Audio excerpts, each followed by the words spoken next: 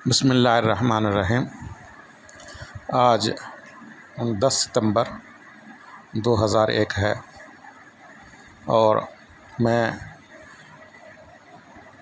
मौलाना अबरार आलम आलमी रूहानी डॉक्टर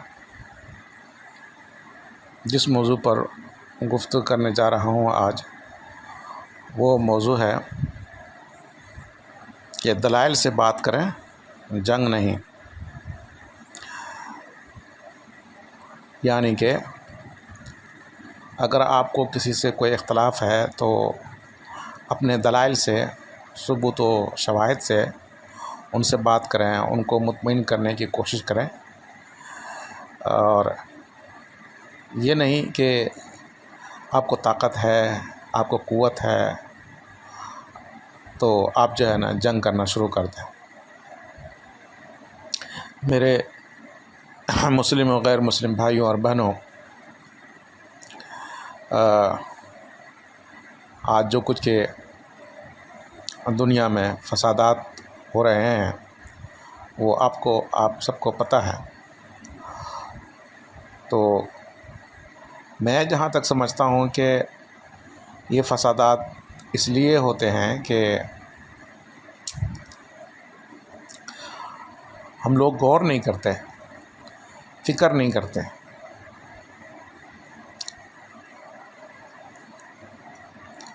अगर हम गौर व फ़िक्र करके कोई काम करें तो फिर जो है ना ये बहुत सारे फसादात जो है ना वो रुक जाएं। मेरे एक उस्ताद थे सूफ़ी अब्दुल गफ़्फ़ार मरहूम साहब, वो कहा करते थे गौर करो, गौर करो।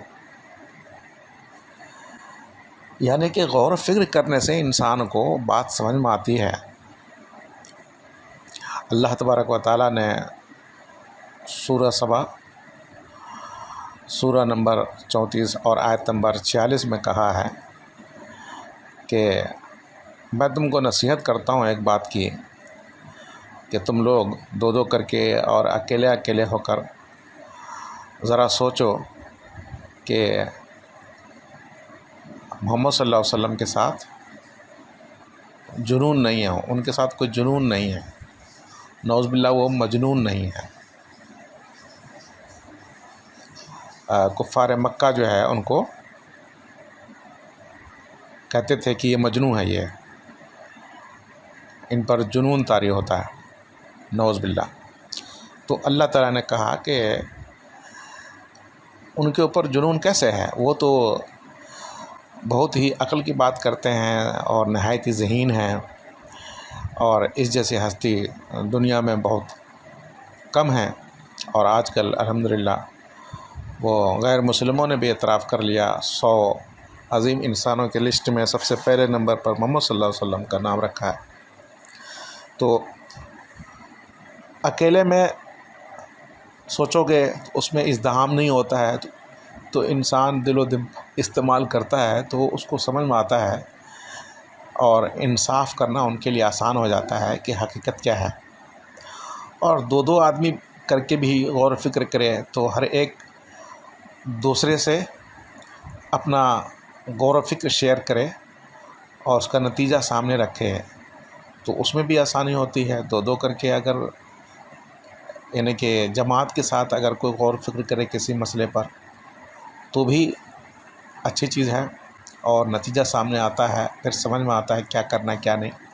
और अगर अकेले में गौर करें तो भी सही है। तो दोनों सूरतें इख्तियार करके सोचो तो तुम्हें समझ में आ जाएगा कि मोहम्मद सल्लल्लाहु अलैहि वसल्लम के साथ जुनून नहीं है। तो हमारे उस्ताद भी कहते थे कि गौर करो, गौर करो। कुरान करीम में तो बहुत सारी आयत हैं गौर व फ़िक्र करने के बारे में। तो यहाँ पर भी हम लोग जो है ना गौर व फ़िक्र नहीं करते हैं, सोचते ही नहीं हैं, समझते नहीं हैं, और दलाइल और सबूत व शवाहिद से बात करने के बजाय जंगें करने लगते हैं, लड़ाई झगड़े करने शुरू हो जाते हैं। आज हमारे कुछ मुसलमान भाई भी और गैर मुस्लिम भाई बहन भी वो ये गौर नहीं करते कि किसी मज़हब को मानने का मकसद क्या है, किसी भी खुदा को और किसी भी दीन व मज़हब को मानने का मकसद क्या है ये गौर नहीं करते। इसकी वजह से हमारे अंदर लड़ाइयाँ पैदा हो जाती हैं। अगर गौर व फिक्र कर लें तो ये नौबत आने नहीं पाएगा। अब आप देखिए, मैं जो बताने जा रहा हूँ कि जितने भी गैर मुस्लिम भाई बहन हैं वो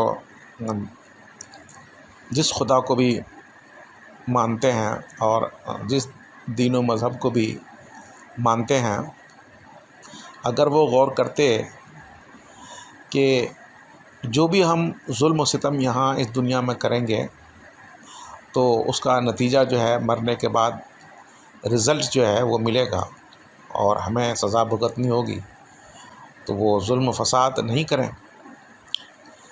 किसी भी मज़हब को मानने या किसी खुदा को मानने का मकसद ये होता है कि भाई दुनिया में कामयाबी मिल जाए, ठीक है, दुनिया में सुकून है, कामयाबी है, माल है, दौलत है, जो कुछ भी है। और दूसरी सूरत ये होती है कि मरने के बाद कामयाबी हो, क्योंकि इंसान की रूह तो कभी मरती नहीं है। और जो लोग भी खुदा को मानते हैं और मज़हब को मानते हैं, उनका अक़ीदा है कि मरने के बाद गुनाहों की सज़ा मिलेगी और नेकियों का जज़ा मिलेगा। अब यहाँ पर जो है अदियान व मज़ाहिब के इख्तिलाफ़ की वजह से हम इंसानों में बहुत शदीद नफ़रत, अदावत, जुल्म व सितम, क़त्ल व गारतगिरी पाया जाता है। और वो मज़हब और ख़ुदा का जो तसव्वुर है और जिस मकसद के तहत उसने खुदा को माना और जिस मकसद के तहत किसी मज़हब को पैरवी किया, वो भूल जाते हैं। तो इस वजह से वो दलाइल से बात नहीं करते और जंगें शुरू कर देते हैं, लड़ने भिड़ने पर तैयार हो जाते हैं, असलहा उठा लेते हैं। तो आज मैं यही अपने मुसलमान भाइयों और बहनों को और गैर मुस्लिम भाइयों बहनों को समझाना चाहता हूँ कि खुदा के वास्ते आप लोग ऐसा ना करें। आपको किसी से इख्तलाफ है और आपके साथ कोई जुल्म हुआ है, ज़्यादती हुई है, तो आप जो है उसको साबित करें और साबित करने के बाद फिर जो है वो उस पर अमल करें, ताकि आपकी मरने के बाद वाली ज़िंदगी जो है ना तबाह बर्बाद ना हो जाए। मज़हबी इख्तिलाफ़ को हल करने का ये मतलब नहीं है ये कि आप जो है ना वो असलहा उठा लें और बम व बारूद से हमले कर दें, इंसान की ज़िंदगियां तबाह बर्बाद कर दें। तो फिर मज़हब को और ख़ुदा को मानने का फ़ायदा क्या हुआ? आज जो है यही हाल है हम इंसानों का। सदियों से लड़ते आ रहे हैं, झगड़ते आ रहे हैं मज़हब की बिना पर,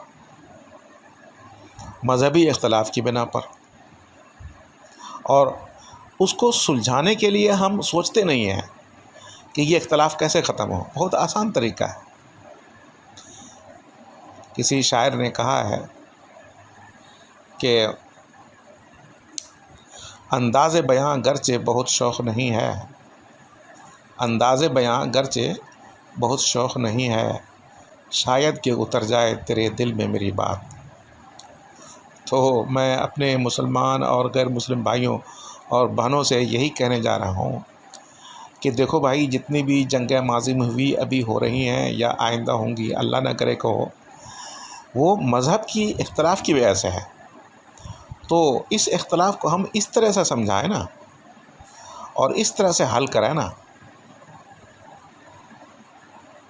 तो फिर हम इंसान दुनिया में सुकून से रह सकें और मरने के बाद भी हमें कामयाबी मिले।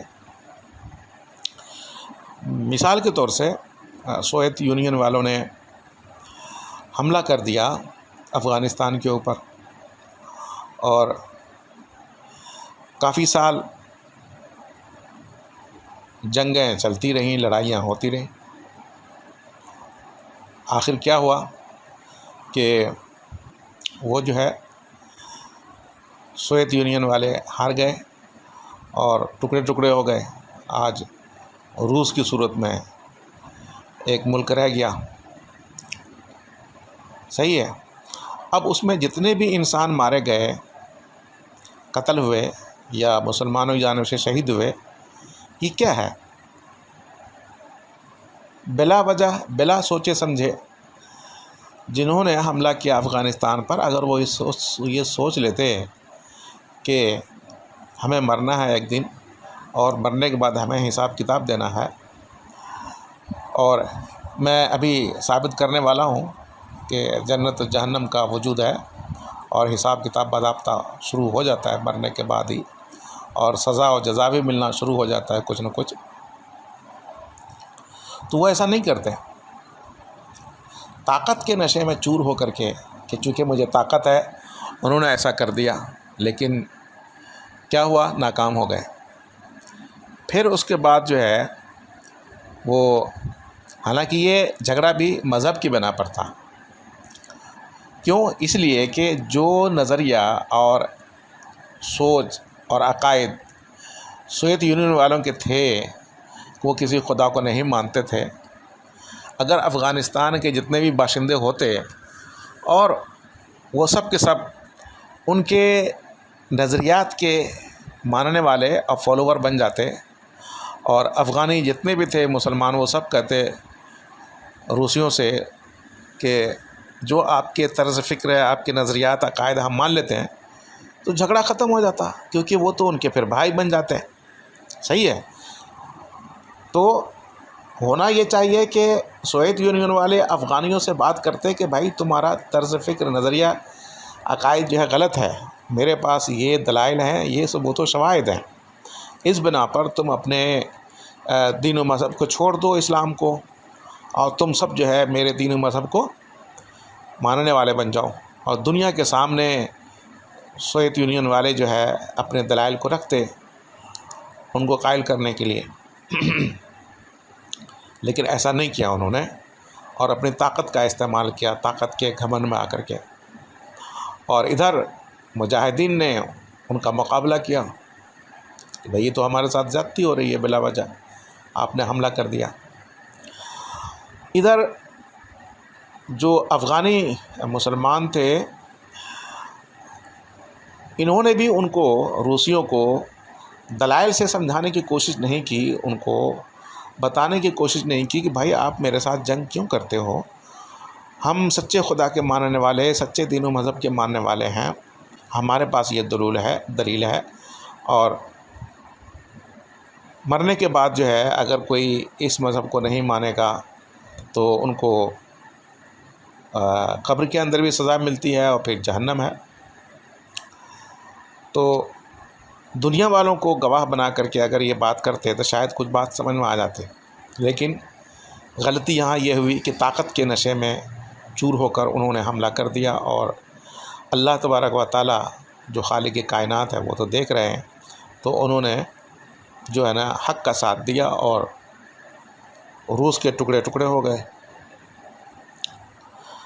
दूसरी मिसाल फिर आप देख लें, मज़हब की बिना पर जो लड़ाई हुई, ये ताज़ा अमेरिका की नेटो की लड़ाई कि उन्होंने हमला कर दिया अफ़गानिस्तान के ऊपर, 20 साल जंगें जारी रहीं। यहाँ पर भी मज़हब की लड़ाई थी, ठीक है ना। तरीक़ा ये होना चाहिए था कि अगर अमेरिका को अफ़गानिस्तान से या अफ़गानियों से या वहाँ की हुकूमत से कोई इख्तलाफ था तो दलाइल से बात करते, दुनिया वालों के सामने अपने मौक़िफ़ को रखते, मुतमईन करते, ठीक है। तो फिर भी अगर ये लोग नहीं मानते तो बात अलग थी, लेकिन उन्होंने ऐसा नहीं किया, अपनी ताकत का इस्तेमाल किया। अब क्या है, जिन्होंने भी ताकत का इस्तेमाल किया तो ये लोग ईसाई हैं, खुदा के मानने वाले हैं। तो मेरे भाई आप अगर गौर कर लें कि मरने के बाद एक ज़िंदगी है, आप ईसाई हैं, मरने के बाद एक ज़िंदगी है, आप जुल्म कर रहे हो तो आपको क्या मिलेगा मरने के बाद? किसी मज़हब को, यानी कि ईसाइयत को आपने कबूल किया है, ईसाइयत को माना है, और जो भी है, जिस खुदा को भी आप मानते हो उनको आपने माना है, तो आपने कभी सोचा कि मरने के बाद क्या होगा? जो लोग भी इस जंग में शरीक हुए अमेरिका की जानिब से और उन्होंने कत्ल किया या कत्ल हुए, तो उसका नतीजा क्या निकलेगा मरने के बाद? बहरहाल ये मज़हब का जंग था, मज़हबी इख्तलाफ की वजह से जंग था, और गौर व फिक्र नहीं किया, सोचा समझा नहीं और हमला कर दिया। कल जो है वो 9/11 है, और 9/11 का वाक़या कल फिर जो है ना वो याद किया जाएगा। कल मैं इंशाअल्लाह बताऊंगा, मेरे पास सबूत है कि CIA वालों ने एतराफ़ कर लिया कि उन्होंने ख़ुद जो है हमला किया था, और वो ख़ुद मुलव्विस हैं वर्ल्ड ट्रेड सेंटर की तबाही में। बहरहाल वो तो मैं इंशाअल्लाह कल मैं बयान करूँगा। तो ये दलाइल से बात करनी चाहिए, अफ़गानियों से, अफ़गानी हुकूमत से, जो भी था, लेकिन दलाइल से बात नहीं किया और जंग मुसल्लत कर दी। उसके नतीजे में खरब डॉलर ज़ाय हुए, कितने मतलब कि असलहा जात का नुकसान हुआ, कितने इंसानों का नुकसान हुआ। हर तरफ से 40 ममालिक मिल कर के हमला कर दिया एक गरीब मुल्क के ऊपर, ताकत की वजह से कि हम ताकत में हैं, और दलाइल से बात नहीं किया। अब मरने के बाद क्या होगा? वो सज़ा भुगतनी है। जिन्होंने भी जुल्म किया है वो अज़ाब कब्र में भी होंगे, फिर जहन्नम में भी जाएंगे। हमारे पास सबूत है, मैं बात करूँगा। तो होना ये चाहिए अमरीकियों को कि वो दलाइल से बात करते हैं इनसे कि मज़हब की वजह से इख्तलाफ है कि भाई तुम लोग सब जो है ईसाई बन जाओ।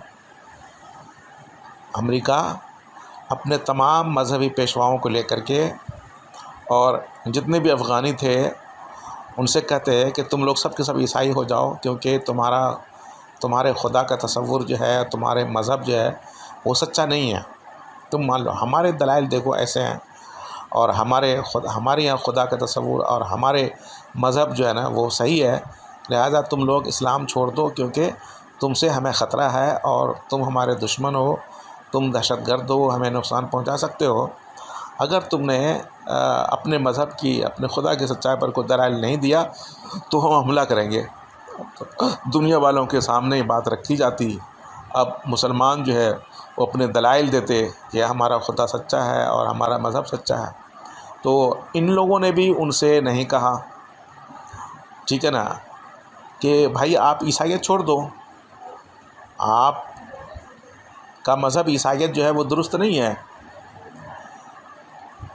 आपके यहाँ जो खुदा का तसव्वुर है वो दुरुस्त नहीं है। तो ये दलाइल देते, आप हमसे क्यों लड़ते हो? आप अपना मज़हब छोड़ दो। तो हमारे ईसाई भाई बहन जो है अपने मज़हबी पेशवाओं को जमा करके और इनको मुतमईन करने की कोशिश करते कि तुम जो है वो ईसाई बन जाओ, और मुसलमान जो है वो उनको समझाने की कोशिश करते कि तुम लोग मुसलमान हो जाओ। इस नतीजे में मतलब कि बेहतरी था, अब जो हक़ पर होते वो उनकी बात मान ली जाती, तो फिर ये झगड़ा नहीं होता। सही है। अब मज़हब की वजह से लड़ाई हुआ, और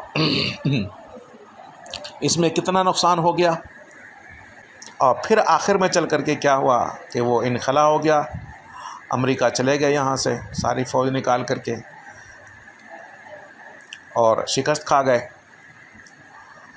और नतीजा क्या निकला? कुछ भी नहीं। अब सवाल कि जो फ़ौजी भी मारे गए अमेरिका के, नेटो के, उन बेचारों का क्या हुआ? क्या मिला उनको? उनके बीवी बच्चे, उनकी बीवियाँ यतीम हो गई, उनके बच्चे यतीम हो गए, और उनकी तलाफ़ी हो सकती है जो मर गए बेचारे इस जंग के अंदर, उनके घर उजड़ गए। तो मज़हब को मानने का कोई मकसद होता है, कोई उसका पर्पस होता है। ये नहीं कि मज़हब की बना पर आप जो है जंग शुरू करते हैं, किसी से इख्तलाफ है तो। और इसी तरह से जो मुसलमान हैं इधर शहीद हुए तो उनको तो अल्लाह ताला अजर देगा, जैसा कि कुरान करीम सूरह अल-बकरा आयत नंबर 154 में और सूरह आल इमरान आयत नंबर 169-70 में है कि जो लोग अल्लाह के रास्ते में कत्ल हो जाते हैं उनको मुर्दा मत कहो, वो ज़िंदा हैं, लेकिन और इंद रब्बिहिम युरज़क़ून, अपने रब के पास उनको रिज़्क़ भी दिया जाता है, खाना पीना दिया जाता है। कत्ल कौन होता है? जिस्म होता है, रूह तो कत्ल हो नहीं सकता। तो मतलब कि जो कत्ल हुए हैं वो ज़िंदा हैं। इसी वजह से आप देखें कि उनका जिस्म जो है ज़िंदा है, यानी कि ज़िंदगी के आसार हैं मरने के बाद भी, कि शोहदा का जिस्म जो है सड़ता गलता नहीं है, उसमें खुशबू भी बसा औक़ात पैदा हो जाता है, और वो लोग, उनका जिस्म जो है ना वो सब के सब महफूज हैं कब्रों के अंदर, और वो बोसीदा नहीं होते। तो उनको तो अल्लाह ताला अजर दे रहा है, उनका जिस्म बोसीदा नहीं होता कब्रों में, और उनके मतलब कि रूह को भी ताकत मिलती है और खाना पीना भी मिलता है। कुरान करीम ये कहता है, मेरे पास बहुत से सबूत व शवाहिद हैं जिनका कोई इनकार नहीं कर सकता। अब जो ईसाई भाई बहन मर गए तो इस दुनिया के अंदर तो नुकसान हुआ ही उनका, यानी कि 20 साल के अंदर खरब डॉलर का नुकसान हुआ, वो अलग। फ़ौजी मारे गए, वो बेचारे जहन्नम वासूल हुए, वो अलग। उनकी बीवियां बेवा हो गई, उनके बच्चे यतीम हो गए, वो अलग। ठीक है ना, ये इतने सारे नुकसानात हुए इस वजह से कि वो जो है उन्होंने अफ़गानी मुसलमानों को मुतमईन करने की कोशिश नहीं की, उनसे दलाइल से बात नहीं की, ताकत का इस्तेमाल किया और जंगों से बात की। और अफ़गानी मुसलमान ज़ाहिर सी बात है वो भी मजबूर हो गए, तो उन्होंने भी हथियार उठा लिया उनके ख़िलाफ़। तो मतलब कहने का ये है कि किसी भी मज़हब को मानने का एक मकसद होता है कि हम इस खुदा को, इस मज़हब को क्यों मान रहे हैं, तो उसको हम हासिल करने के बजाय जो है वो अपना नुकसान करते हैं। दुनिया में तो किसी भी मज़हब को मानने का बज़ाहिर ज़्यादा फ़ायदा नज़र नहीं आता। ठीक है, इसलिए कि दुनिया में यहूदी, ईसाई, हिंदू, बुद्धिस्ट और मुसलमान ये सब रहते हैं, सबकी हालत एक ही तरह से है, तकरीबन सेम, यानी कि हर एक में गरीब भी हैं, अमीर भी हैं, पढ़े लिखे भी हैं, अनपढ़ भी हैं, और क्या कहते हैं, बीमार भी होते हैं, शिफा भी पाते हैं। और मतलब ये कि हर एक के अंदर आप ये नहीं कह सकते कि सारे ईसाई मालदार हैं या सारे यहूदी मालदार होते हैं, सारे हिंदू मालदार होते हैं, ऐसा नहीं है। हर एक के अंदर गरीब भी हैं, अमीर भी हैं, हर तरह के लोग हैं। तो आप देखें, मज़हब पर अमल करने का इस दुनिया में बज़ाहिर कोई ज़्यादा फ़र्क आपको नज़र नहीं आता। ठीक है, मज़हब को मानने का। अब मज़हब के मानने का मकसद जो है वो मरने के बाद है, इसीलिए हम मज़हब को मानते हैं। ये जिसने भी जो मज़हब इख्तियार किया है, खुदा को माना है, तो क्या उनका मकसद ये है सिर्फ ये 10 साल, 20 साल, 30 साल, 40 साल, 50 साल, 60 साल, 100 साल ज़िंदगी के लिए हमने मज़हब इख्तियार किया है? सिर्फ 100 साल तक के लिए हमने किसी खुदा को माना है, उसके बाद मरने के बाद जो है ना वो हमें ज़रूरत नहीं है खुदा की, या किसी मज़हब पर पैरवी करने के मरने के बाद हमको ज़रूरत नहीं है। अब ज़रा सोचें कि जब मज़हब को आपने माना है, खुदा को माना है, तो दुनिया में तो सब एक ही तरह से रह रहे हैं, दुनिया में कोई ज़्यादा फ़र्क तो है नहीं, सबकी हालत तकरीबन एक ही है। अब एक ही फ़ायदा होना था मरने के बाद। अब आपने जब जंग कर लिया और आपने जो है ना अपने खुदा की बात नहीं मानी, अपने मज़हब की बात नहीं मानी, तो क्या किया आपने? आखिरत भी तबाह कर लिया हमेशा के लिए। आप देखें ये कितना बड़ा नुकसान है, ये कितना बड़ा नुकसान है, क्योंकि कोई भी खुदा नहीं कहता किसी मासूम इंसान को कत्ल करो। जिसने जो जुर्म किया है उसको उसकी जुर्म का सज़ा दो, बेशक जिसने जो जुर्म किया है उसको उसकी जुर्म का सज़ा दें, लेकिन मासूम इंसानों को कोई नुकसान नहीं होना चाहिए। अब ये लाजमी सी बात है कि ये 20 साल जंगों में मासूम मुसलमान भी कत्ल हुए और मासूम गैर मुस्लिम भी कत्ल हुए होंगे, लाजमी सी बात, दोनों तरफ के इंसान जो है कत्ल हुए। तो जाहिर सी बात है जिन्होंने इस जंग को छेड़ा वो ज़िम्मेदार होंगे और नुकसान हुआ, और मरने के बाद जो है जिन्होंने भी ऐसा किया उनको सज़ा मिलेगी। रूह जो है वो मरती नहीं है, उसकी जो लाइफ है वो हमेशा की है, जब तक कि अल्लाह ताला फ़ानी ना कर दे हर चीज़ को। तो अब मरने के बाद जिन्होंने जुल्म किया वो तो अज़ाब में चले गए, उनको क्या मिला? कुछ नहीं मिला। तो ये है नुकसान गौर व फिक्र ना करने का, सोच समझ करके किसी काम को ना करने का, और ताकत के नशे में आकर के किसी काम को सर अंजाम देने का।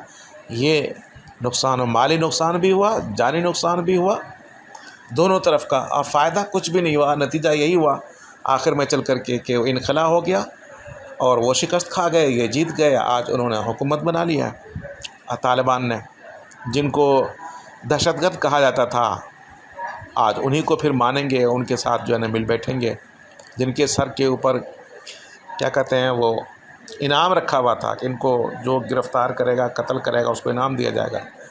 आज वो हुकूमत में है, तो आप देखिए कितना फ़र्क हो गया। बहरहाल मतलब कहने की यह है कि मैं समझाना चाहता हूँ अपने मुसलमान भाइयों और गैर मुस्लिम भाइयों बहनों को, सबको, कि मेरे भाइयों और बहनों, आपका अगर किसी से इख्तलाफ है या किसी भी मैटर पर इख्तलाफ हो जाता है तो आप अपने दलाइल और शवाहिद की बना पर उनसे बात करें। जंगों से बात नहीं करें, असलहा से बात नहीं करें। फौरी तौर से आप कोशिश करें कि दलाइल के ज़रिए से आप एक दूसरे को मुतमईन करें। तो आज के दौर के अंदर वो यही हो रहा है। बहरहाल अब आखिर में अर्ज़ करना चाह रहा हूँ कि हमारे जो मज़हबी इख्तलाफ हैं वो कैसे ख़त्म हो। इतनी बड़ी बड़ी जंगें हम लोग लड़ लेते हैं, इतने साल तक जंगें लड़ लेते हैं और इतने नुकसानात कर लेते हैं, इंसानों का भी और माल का भी, और जो आसान तरीका है वो हम नहीं करते।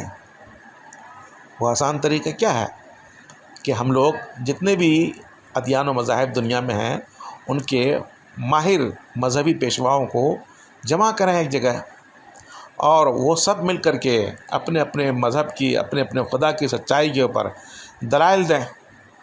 मुख्तलिफ़ ज़बानों के अंदर पूरी दुनिया एक मोहल्ला बना हुआ है, सब तक पैगाम जाएगा। तो जो सच्चा खुदा है वो भी सामने आ जाएगा, जो सच्चा दीन व मज़हब है वो भी सामने आ जाएगा, फिर हम सब उनको मान लें। और ये इसके मानने में क्या लगा हुआ है, क्योंकि अगर हम गलत मज़हब के मानने वाले हैं और गलत खुदा को मानने वाले हैं तो उसका फ़ायदा तो इस दुनिया में तो खैर होना है नहीं, मरने के बाद भी हमें नुकसान होगा और हम अज़ाब में मुब्तला होंगे। तो फ़ायदा क्या हुआ?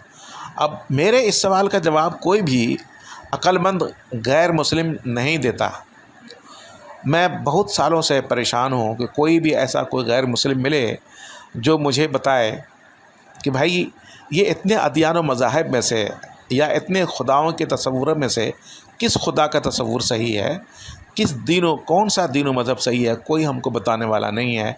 जो मरने के बाद हमें फ़ायदा दे, जो मरने के बाद हमारे जिस्म को ताकत दे, हमारे रूह को ताकत दे, हमें जन्नत की सहूलियात अता करे, हमें बताइए कौन सा दीन व मज़हब है। देखिए भाई, मैं मुसलमान हूँ, इस्लाम को अपना सच्चा दीन मानता हूँ, अल्हम्दुलिल्लाह मैं मुसलमान हूँ, मुझे काफिर नहीं कहना।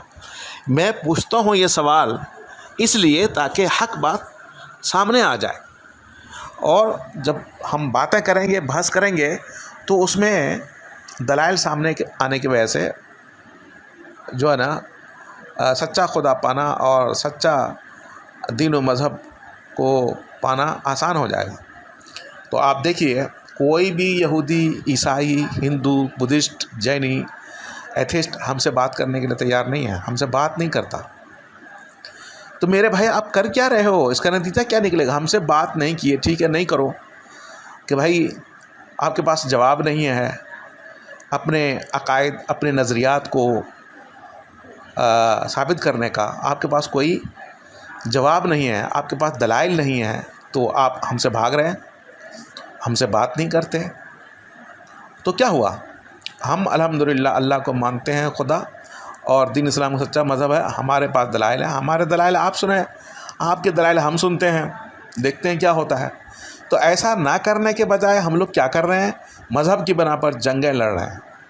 इंडिया पाकिस्तान की जंग है, और इसी तरह से ये अमेरिका की अफ़गानियों से जंग है, इस तरह से सोवियत यूनियन वालियों की इनसे जंग है, और बहुत सारी, और उसमें हम इंसान जो है पिस रहे हैं सिर्फ़ इस बना पर कि हम जो है वो दलाइल से आपस में मसाइल को हल नहीं कर रहे हैं, और ताकत की बिना पर हम जो है वो असलहा इस्तेमाल करना शुरू कर देते हैं, और नतीजा कुछ भी नहीं निकलता। तो आप और हमने मज़हब को इख्तियार किया है, सच्चे खुदा को हमने माना है, तो उसका दुनिया में तो नतीजा है नहीं, कोई ज़्यादा फ़र्क नहीं है। तो मरने के बाद क्या नतीजा निकलेगा, आप बताइए ना। मरने के बाद तो कुछ भी नहीं मिलेगा आपको। यानी कि हैरत की बात है कि आप लोग इतने अक्लमंद हो, बहुत सारे गैर मुस्लिम सुदूर हैं, गैर मुस्लिम वज़राए आज़म हैं, गैर मुस्लिम साइंसदान हैं, गैर मुस्लिम मेडिकल डॉक्टर्स हैं, गैर मुस्लिम मतलब कि ज़हीन लोग हैं। मैं हैरान होता हूँ कि उनमें से किसी का दिमाग काम नहीं करता कि भाई सारे मजहबी पेशवाओं को जमा करने में क्या लगा हुआ है, उसमें कितने पैसे खर्च होंगे, उसमें क्या परेशानी होगी, उसमें क्या नुकसान होगा, क्या तकलीफ़ होगी। कि हम हिंदुओं के जो एक्सपर्ट्स हैं और यहूदियों के जो माहिर मजहबी पेशवा हैं, यहूदियों के माहिर मजहबी पेशवा हैं, और सिखों के माहिर मजहबी पेशवा हैं, जैनियों के माहिर मजहबी पेशवा हैं, और मुसलमानों के माहिर मजहबी पेशवा हैं कि अगर खुदा नहीं है तो चलो इस पर दलाइल दो कि दी कायनात में खुदा का वजूद नहीं है, इस पर दलाइल दिया जाए, अवाम दुनिया का सुने, ठीक है ना। अगर ये दलाइल मजबूर नज़र आते हैं तो चलो भाई उसकी बात मान लो कि भाई खुदा का वजूद नहीं है, तो सब मान लो कि खुदा का वजूद नहीं है, नौज़ बिल्लाह। फिर सब एक तरफ हो जाओ ना कि खुदा का वजूद है ही नहीं। अगर दलाइल से ये साबित होता है तो सब एक तरफ हो जाएंगे, सब एथिस्ट बन जाओ। और अगर खुदा का वजूद है तो उस पर दलील दो, हाँ जी खुदा का वजूद है। फिर खुदा का वजूद है तो वो कौन सा खुदा है, क्या नाम है उसका, उनके सिफ़ात क्या हैं, इस पर बात कर लें। तो मुझे समझ बात नहीं आती, अरे हमारे सियासी लीडरान जो हैं उनको बात समझ में नहीं आती है। हमारे दुनिया के जो गैर मुस्लिम सुदूर वज़राए आज़म हैं, और मतलब कि एजेंसियों के लोग को भी मैं देख रहा हूँ, उनका भी दिमाग काम नहीं कर रहा है। और मतलब कि फ़ौज है तो वो लड़ रहे हैं, एजेंसी वाले हैं तो वो एक दूसरे के ख़िलाफ़ लड़ रहे हैं, और क्या कहते हैं वो पॉलिटिकल लीडर हैं तो वो लड़ रहे हैं, मजहबी पेशवा हैं तो वो लड़े जा रहे हैं, बस लड़ना है, झगड़ना है। और यहाँ दिमाग काम नहीं करता कि भाई सब मिल करके एक जगह इकट्ठे होकर के एक प्लेटफार्म पर अक़वाम मुत्तहिदा के ज़रिए से ही, ठीक है ना जी, उसमें अमेरिका है, चाइना है, रूस है, और क्या कहते हैं इंडिया है, पाकिस्तान है, ये सब के सब जो है ना कुछ पैसे लगाए और सबको इकट्ठा करके आपस में हम लोग बात करें कि खुदा का वजूद अगर नहीं है तो उस पर भी दलाइल दिए जाएँ, खुदा के वजूद हैं तो उस पर भी दलाइल दिए जाएँ, ठीक है ना। और कौन सा खुदा वाकई माने में खालिक कायनात है, सच्चा खुदा है, उस पर दलील दिए जाए, ठीक है ना। तो मैं तो अल्लाह ताला को अपना खुदा मानता हूँ। मैंने बताया कि बिहेवियर ऑफ नेचर जो है, यानी कि नेचर के जो बर्ताव है जो कि बिल्कुल ही गैर जानिबदार होते हैं, मैं इस बिना पर जो है ना अल्लाह को खुदा मानता हूँ और दीन इस्लाम को सच्चा मज़हब मानता हूँ।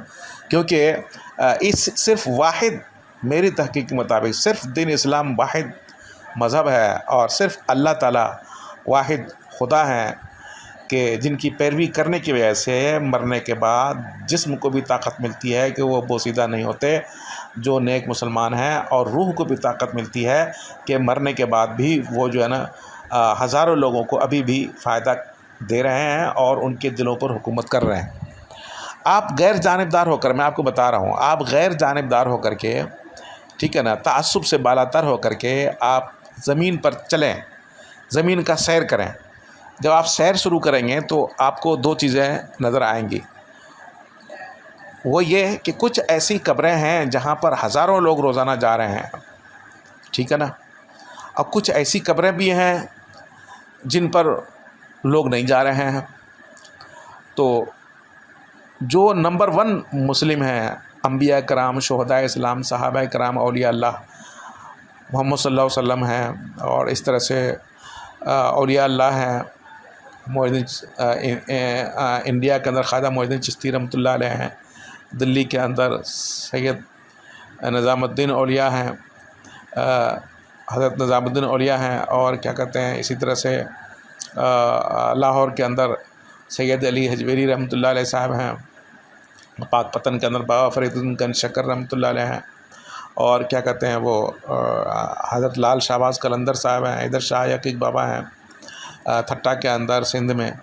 तो मतलब कि सऊदी अरब के अंदर भी बहुत सारे सहाबा कराम के मतलब के मज़ारात हैं जहाँ लोग जाते हैं। तो अच्छा आप देखिए कि वो तो जो अंबिया कराम, शुहदा कराम, सहाबा कराम, औलिया अल्लाह, वो तो इंतकाल कर गए, इस दुनिया से चले गए, ठीक है ना। अब सवाल ये पैदा होता है हज़ारों लोग उनके कब्रों पर क्यों जाते हैं, हफ्तों महीनों क्यों ठहरते हैं, उनको क्या सुकून मिलता है? वो तो चले गए ना इस दुनिया से, तो वहाँ क्या हो रहा है? नौज़ बिल्लाह, अगर वो लोग बेसुकूनी की हालत में होते तो इन जाने वालों को सुकून क्या मिलता?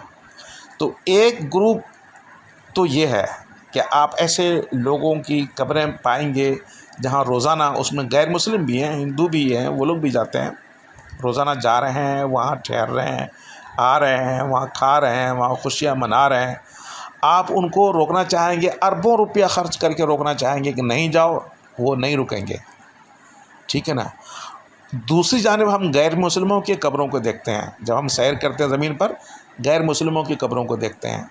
यहूदी भाई बहन भी हैं, ईसाई भाई बहन भी हैं, हिंदू भाई बहन भी हैं, ठीक है ना। आप उनके कब्रों पर जाइए तो कोई भी 1 हफ़्ता 2 हफ़्ता 15 दिन महीना उनके कब्रों पर नहीं रहते हैं, ना वहाँ सोते हैं, ना वहाँ पर उनको कोई फ़ायदा मिलता है। आप अरबों रुपया ख़र्च करें कि तुम जो है ना हफ़्ता महीना वहाँ पर ठहरो, हज़ारों लोगों को, वो नहीं ठहरेंगे। मेरा एक सवाल आप लोगों से सामीन गिरामी, आप ज़रा सोचिएगा कि दुनिया में तो सब एक ही जैसे थे, यानी कि यहूदी, ईसाई, हिंदू, मुस्लिम जो भी हैं, सब में हर तरह के लोग हैं, लेकिन मरने के बाद ये फ़र्क क्यों हो रहा है? हम सारे मुसलमान की बात नहीं कर रहे हैं, उनमें जो बैड मुस्लिम हैं या गुनहगार हैं, मैं नहीं कहता हूँ, मैं ख़ास फ़र्द के बारे में नहीं कह सकता, लेकिन मेरे ख़्याल से कुछ उनमें अज़ाब में भी होंगे, तो इस बिना पर लोग उनके यहाँ नहीं जाते। लेकिन जो टॉप लेवल के मुसलमान हैं, नंबर 1 मुसलमान हैं, नेक मुसलमान हैं, जिसमें अंबिया, शुहदा, सहाबा, औलिया अल्लाह हैं, उनके कब्रों पे लोग जाते हैं, वहाँ सुकून पाते हैं, वहाँ सवालात के जवाब मिलते हैं, वहाँ इलाज मुआवजा भी हो रहा है, जो आप हैरान हो जाएंगे। जैसे शाह यकीक बाबा हैं, वो उनको रूहानी सर्जन कहा जाता है, यानी कि मेडिकल डॉक्टर उनको माना जाता है, और वहाँ पर जो है ना वो इलाज मुआवजा करते हैं। जो भी ज़ायरीन वहाँ जाते हैं, जादू, शैतान और हर किस्म के लाइलाज बीमारी का वहाँ इलाज हो रहा है। बहरहाल, तो एक तरफ तो ये है, दूसरी जानिब जो है वो जो गैर मुस्लिम है, हिंदू, हमारे हिंदू भाई बहन जो है मंदिर तो जाते हैं बुतों के पास, लेकिन वो जो पंडित, गुरु, स्वामी अपने दुनिया में डंका पिटवाते थे, उनके मरने के बाद उनके कब्रों पे जा कर के, समाधि पे जा कर के रात दिन नहीं गुजारते, हफ्ते महीने नहीं गुजारते हैं, ना वहाँ ठहरते हैं, बल्कि वहाँ से तो डरते हैं, लोग भागते हैं। यही हाल हमारे यहूदी भाई बहनों का भी है, ईसाई भाई बहनों का भी है, और दूसरे गैर मुस्लिम भाई बहन का भी। बहरहाल आप ये देख लीजिए, दुनिया में तो सेम कंडीशन है तकरीबन, लेकिन मरने के बाद आप देखें वाज़ेह फ़र्क नज़र आ रहा है। तो मेरे भाई, इस वजह से मैं जो है अल्लाह को मानता हूँ, दीन इस्लाम को मानता हूँ कि जो भी नेक हैं, अगर नेकी करके गए हैं, मुकम्मल दीन पर चल करके गए हैं, अल्लाह राज़ी हुआ है, तो आप देखें उनको क्या है। तो मैं ये कहने में बिल्कुल हक़ बजानिब हूँ कि वो लोग जो है यकीनी तौर से जन्नत के अंदर हैं और जन्नत के सहूलियात पा रहे हैं, वो सुकून की हालत में हैं, तभी जो है ना उनका जिस्म बोसीदा नहीं हुआ है, और तभी उनके रूह में ये ताकत है, तभी इतने लोग जो है ना वो जा रहे हैं। हालांकि ज़िंदा इंसान के पास कोई इतना लोग खुद ही खुशी खुशी कोई नहीं जाता, कोई सदर है दुनिया का, वज़ीर आज़म है, ज़िंदा इंसान है, मुस्लिम या गैर मुस्लिम, किसी के पास इतना लोग नहीं जाता खुशी खुशी। हाँ, जबर इस्तिबदाद से ले जाएँ, लालच दे करके, पैसे देकर, तो अलग मैटर है, लेकिन वहाँ मरने के बाद भी लोग इतना जा रहे हैं, ये गौर तलब बात है। दूसरी जानिब जो है वो हमारे हिंदू भाई वो बुतों के पास तो जाते हैं, लेकिन अपने जिन स्वामी गुरु ने 10 साल, 20 साल, 70 साल, 80 साल पूजा पाठ किया अपने खुदा का, हिंदुइज़्म सनातन धर्म पर चले, तो उनके जिस्म रूह को क्या पावर मिला? मरने के बाद उनको क्या ताकत मिली मेरे भाई? कुछ भी नहीं, टैटा फिश। तो कुरान करीम जो कहता है, अहादीस जो कहता है, हम उसकी बात नहीं कर रहे हैं। यहाँ पर आप गौर करें, ज़मीन पर चल फिर करके देखें ये हो क्या रहा है कि ज़िंदा इंसान जो है, ज़िंदा मुसलमान मुर्दा मुसलमान के पास जा रहा है, मुर्दा तारुफ के तौर पर कह रहा हूँ, और ज़िंदा हिंदू गैर मुस्लिम जो है मुर्दा मुसलमान के पास जा रहे हैं, ठहर रहे हैं। हैरत की बात है। और उधर जो है ज़िंदा मुसलमान, ज़िंदा गैर मुस्लिम जो है वो मुर्दा गैर मुस्लिमों के कब्रों पे नहीं जा रहे हैं। तो ये फ़र्क जो है आपको देखना होगा और उस पर गौर कीजिएगा, आपको समझ में आता है। मैं आपको जन्नत भी एक तरह से दिखा दिया और जहन्नम भी दिखा दिया आपको, अगर आप गौर करें तो। यानी कि जन्नत जहन्नम अगरचे आपने नहीं देखा, लेकिन जिस कंडीशन में वो लोग हैं आपको समझ में आ गया होगा कि ये ज़रूर जो है जो गैर मुस्लिम हैं वो कुफ्र पे मरने की वजह से वो अज़ाब में मुब्तला हैं, इसलिए वो कोई फ़ायदा नहीं पहुँचाते और न कोई जाते हैं उनके कब्रों पे, समाधि पे। और जो नेक मुसलमान हैं, पक्के सच्चे अम्बिया, शोहदा, साहबा और अल्लाह, वो देखें अपने मज़ारात पे आने वालों को फ़ायदा पहुँचा रहे हैं, उनको मतलब कि सुकून दे रहे हैं, उनका इलाज कर रहे हैं, उनको गाइड कर रहे हैं, उनकी रहनुमाई कर रहे हैं। बातें तो इतनी हैं कि मैं बता नहीं सकता, उसमें चंद घंटे लग जाएंगे। इस मौजू पर मैं इंशाअल्लाह बात करूँगा और दलाइल दूँगा जो अखबारात में छपे हैं और जो मीडिया वालों ने बताया है कि अम्बिया, शोहदा, सहाबा और अल्लाह के मज़ारात पर जाने से लोगों को क्या फ़ायदा हुआ, क्या इलाज हुआ, क्या क्या, तो वो एक बहुत बड़ी मतलब कि वो तफसील है, मैं उसमें अभी नहीं जाता हूँ। बहरहाल, तो मैं ये कह रहा था, मैंने जो मौजू मुंतखब किया था मेरे भाइयों और बहनों, वो मौजू ये था कि दलाइल से बात करें, जंगों से नहीं। जंग नहीं करें, दलाइल से बात करें। तो इस बना पर मेरी गुजारिश है दुनिया के तमाम सुदूर मुस्लिम सुदूर वज़राए-आज़म, गैर मुस्लिम सुदूर वज़राए-आज़म से, मैं उन सब से अपील करता हूँ और तमाम फ़ौजियों से, तमाम एजेंसियों से और तमाम मजहबी पेशवाओं से, सबसे अपील करता हूँ कि खुदा के वास्ते आप लोग जंगें रोक दीजिए। इंसान की तबाही हो रही है, औरतों की, बच्चों की तबाही हो रही है, घर उजड़ रहे हैं और ये इंसानियत के बिल्कुल ख़िलाफ़ है। ये इंसानियत है ही नहीं, ये हैवानियत है, बल्कि हैवानियत से बदतर है। आप अपने मसाइल जो है दलाइल से और क्या कहते हैं सबूत व शवाहिद से हल करें और सबूत व शवाहिद से बातें करें, एक दूसरे को मुतमईन करने की कोशिश करें। और मजहबी पेशवाओं से भी मैं गुजारिश करता हूँ ख़ुसूसी तौर से कि अल्लाह के वास्ते आप लोग अब इकट्ठे हो जाओ और जंगें नहीं करवाओ। आप लोगों के मुतफर्रिक होने की वजह से, बट जाने की वजह से ये सारी जंगें हो रही हैं कि आप लोग जो है ना किसी एक खुदा पर मुत्तफिक नहीं हो रहे हो, एक दीन मज़हब पर मुत्तहिद नहीं हो रहे हो, जो हालांकि आप लोग सब कहते हो खुदा एक ही है और आप लोग सब कहते हो कि कोई एक मज़हब ही सच्चा है। आप ये नहीं कह सकते कि सारे खुदा सच्चे हैं। अगर सारे खुदा सच्चे हैं तो सारे खुदा को मानो। अब सवाल ये पैदा है कि नहीं एक खुदा सच्चा है, तो वो कौन सा खुदा उनका बताओ ना आवाम को, सब लोग मिल करके बताओ मुत्तफ़क़ा तौर से। सारे अदियान मज़ाहिब आप लोग कहते हो कि सही नहीं है, हाँ भाई फिर एक सही है तो कौन है बताइए ना। नेचर के बर्ताव से, फितरत के बर्ताव से और बिहेवियर नेचर से आप साबित कीजिए कि वो कौन सा दीन मज़हब है, आवाम को बता दीजिए, झगड़े ख़त्म हो जाएंगे। ये कौन सा मसला है? इस मसले को हल करने के लिए हमने जो है ना वो इतना पैसा खर्च कर लिया असलहा जात के ऊपर और दूसरी चीज़ों के ऊपर। बहरहाल, अब ये कहना कि जी अगर मतलब कि जंगें नहीं होंगी तो हमारा असलहा कैसा बिकेगा, और क्या कहते हैं अगर ये इख्तलाफात मजहबी नहीं होंगे तो फिर हमारा फ़ौज कैसे बरकरार रहेगा, और ये मजहबी इख्तलाफ अगर बाकी नहीं रहेगा तो फिर मतलब कहने के ये है कि हमारी जो है ना वो दूसरे फ़वाइद कैसे होंगे। तो ये तो गलत बात है। ये तो ऐसे ही हो गया, कोई डॉक्टर जो है ना वो ये सोच करके रखेगा अगर लोग बीमार नहीं होंगे तो फिर हमसे इलाज कौन कराएगा। ये कितना गलत सोच है ये। प्लीज़ इस सोच और फ़िक्र को छोड़िए और इंसान बन जाइए और इंसानियत की खिदमत कीजिए, ताकि अल्लाह ताला जो है, जो सच्चा खुदा है, मरने के बाद आपको अज़ाब से और जहन्नम से बचाए और हम सब इंसान जो है सच्चे खुदा को मानने, सच्चे दीन धर्म को मानने की वजह से अज़ाब कब्र से और जहन्नम से बच सकें। आखिर में मैं तमाम मुसलमान भाइयों बहनों, गैर मुस्लिम भाइयों बहनों से गुजारिश करता हूँ, अगर आपको कोई भी सवाल है तो आप मुझसे रब्ता कर सकते हैं अपने इत्मीनान के लिए, और आप इस टॉपिक पर बात कर सकते हैं कि कौन सा खुदा सच्चा है, कौन सा दीन धर्म सच्चा है। सारे अदयान व मज़ाहिब तो सच्चे नहीं हैं, सारे झूठे भी नहीं हैं। अगर सारे झूठे हैं तो फिर ये लोग मान क्यों रहे हैं, और ये कि सारे झूठे हैं तो फिर ये रिज़ल्ट क्यों आ रहा है कि डेड बॉडी जो है ना नेक मुसलमानों को सरता गलता नहीं है, और ये कि उनके रूह में भी ताकत है, और लोग हज़ारों के तादाद में उनके मज़ारात पर, नेक मुसलमानों के मज़ारात पर जा रहे हैं। अगर कोई मज़हब सच्चा नहीं है तो ऐसा क्यों है? सही है। तो हम तमाम मजहबी पेशवाओं से अपील करते हैं कि आप लोग खुदा के वास्ते इंसानियत को बचाने के लिए, दुनिया को फसादात से बचाने के लिए आप लोग बाहर निकलिए और टीवी चैनल पर आइए, अखबारात के अंदर आइए, और आप लोग इस बहस को छेड़िए कि कौन सा खुदा जो है इस कायनात में सच्चा खुदा है, उसका नाम क्या, उनकी सिफ़ात क्या है, और कौन सा दीन व मज़हब सही है, और उसके दलाइल जो है ना आप सबके सामने रखिए। आप जो है ना बंद कुएँ के अंदर, आप जो है ना बंद गली के अंदर नहीं रहें, आप बाहर निकलें, समंदर में आकर के आप गोताखोरी करें। सही है। अगर किसी को कोई सवाल करना है और किसी किस्म का कोई शुबहा है तो मुझसे रब्ता कीजिए। मैं मौलाना अबरार आलम आपसे एक भाई होने की हैसियत से, इंसानी भाई, इस्लामी भाई होने की हैसियत से रिक्वेस्ट करता हूँ। मेरा ये व्हाट्सएप नंबर है, मेरा व्हाट्सएप नंबर नोट कर लें, 009233210066।